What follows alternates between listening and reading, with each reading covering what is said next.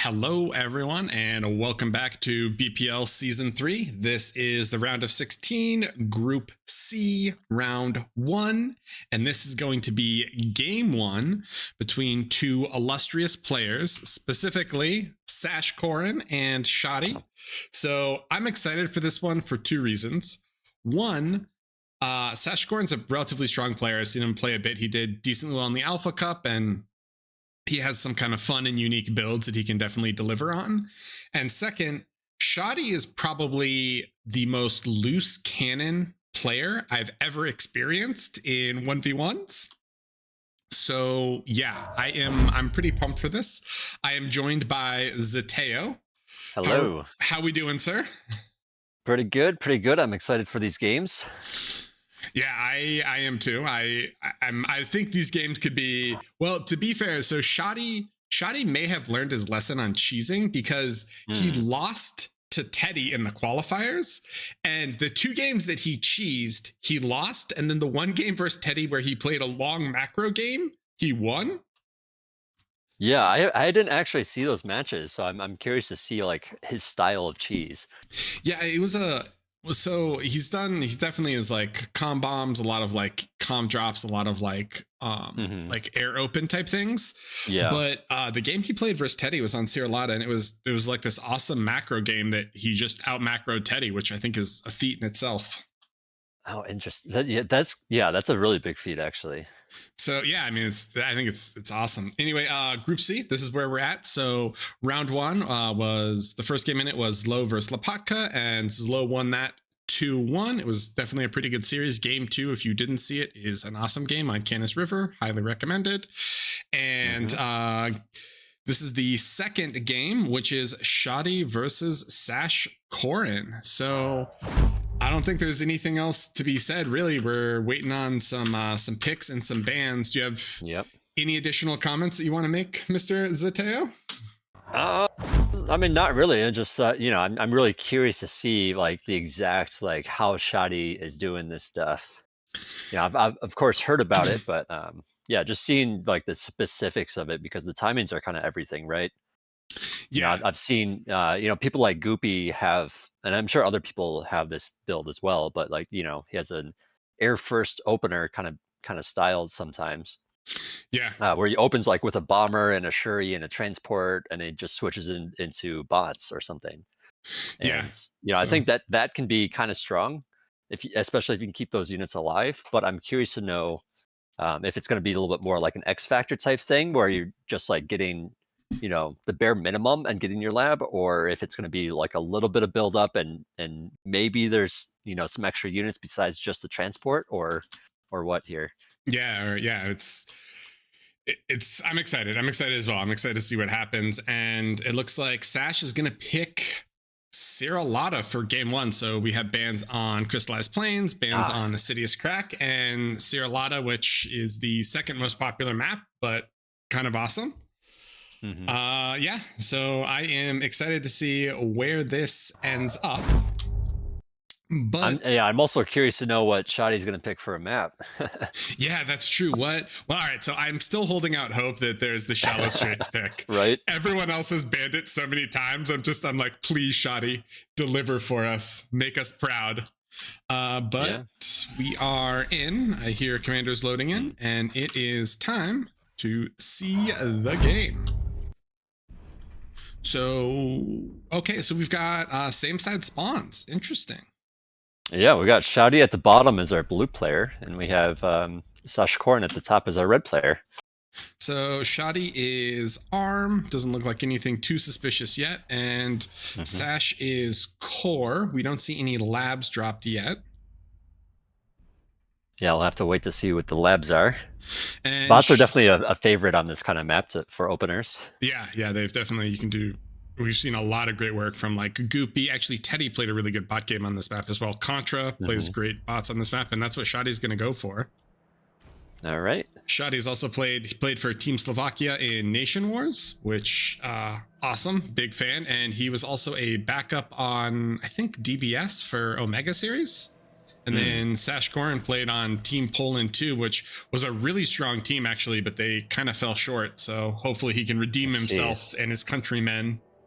Oh, but we got a vehicle lab for sashkorin. Okay, all right. So a little bot versus vehicle action. I'm ready. Yeah. Yeah, I wonder if he's going to do more of like, the build where you build up like a bunch of, you like move your commander out, grab a few mexes, and then move them back to like pump units out. If he's going to like attempt something like that, or if it's going to be a little bit more of like a quote unquote standard kind of play style. Yeah. It looks like no, right? Because this Khan has those back mexes queued up, and I'm pretty sure with the X Factor build, your Khan walks for the first mexes. So it looks like no. Shoty's building a really early nano, and he just has one tick out. He's going triple starting Khan with a nano, and he has one tick. Yeah, I think that's, yeah. Well, I mean, it probably feels pretty, what's the word? Greedy? It feels greedy to me. Greedy, yeah. It feels really greedy, but I mean, he can crank out some rascals pretty quickly here. Yeah, fair enough. All right, so I guess the chances of it getting that in the back of the base a little bit slim with, there's only the 2 ramps leading up there. Shoty got behind the rascal, but it turned fast enough and actually killed. So he gets vision, he knows where he is, but he doesn't actually get any damage. And Shoty is gonna start expanding. His commander is gonna expand to the left. He has one Khan expanding to the right, and he's gonna drop an LLT first. He's got supporting pawns. sashkorin is checking out. He's gonna see the normal corner spawn, and he looks and he goes, wait a minute, he's not opposite me. Where is he? Yeah, that information is so crucial early on to like kind of figure out what where you want to move your commander. Like, do you need to set up defenses, or which angles do you need to defend from? And sashkorin he's just Khan, Incisor, and Rascal, not on repeat, but just that. And his comm was walking towards the south, but it looks like he takes these mexes and is going to walk back and utilize his BP on his lab. Shoty is just committed to pawns, ticks, and Khans on repeat. Yeah, so this is like pretty similar to that build, just coming back to pump those guys out. But I think he's going to have a sizable incisor force pretty soon. So sashkorin gets a little bit of damage on this Khan, but he's going to get cleaned up by a pawn here. And let's see, Sash is slightly ahead in terms of metal, but otherwise the stats looked relatively equal. I don't think there's too big of a difference here. Yeah, I mean, Shoty definitely has more E production at the moment. But yeah, other than that, like, not a big deal. It's basically just going out the window anyways. It's excess, right? Yeah, that's the lesson you learn in 8s. You're like, oh, I'm overflowing to the team. This is awesome. And then when you play 1v1s, you're like, wait a minute, I'm wasting. There's nothing good about what's happening here. Right. Yeah, a few converters can help here because the wind is so high on this map. Yeah, I mean, 5 to 25, this is the dream, especially for the ARM player. So him slightly overbuilding wind, I guess, really isn't the end of the world. And he's going to drop an E-store now, which Shoty is famous for a lot of comm walks. So I've seen the double and the triple E-store from him just for maximum cloakability. I see, yeah. But yeah, you were right. So Sash has this pretty substantial 7 incisor force that's running around and just kind of keeping Shoty trapped in this corner of the map. And Shoty's column is moving out. Do you want Sash to move his comm straight down, or do you think it makes more sense for him to move his comm more towards mid? I would think a little bit more towards mid, but I mean, that's kind of a preference thing. I mean, do you want that commander down there to lay down some defenses and just be extra safe there and run units the other way, or do you want to do the opposite? It's kind of tricky. So sashkorin's going to have a 2-pronged assault. He's going to have these incisors on bottom, run around, and then he also has some incisors on top, which want to push in, but I think they're not going to push in quite yet. They're going to get kind of meander a little bit and then wait. So yeah, I like this position for sashkorin quite a bit because he's splitting the forces, and when you're talking about bots against incisors, like you don't really want them together, or I mean you do want them together. right, yeah, you want to be able to go through. So yeah, it's gonna be really hard to take this tank army down without taking heat from the other side as well.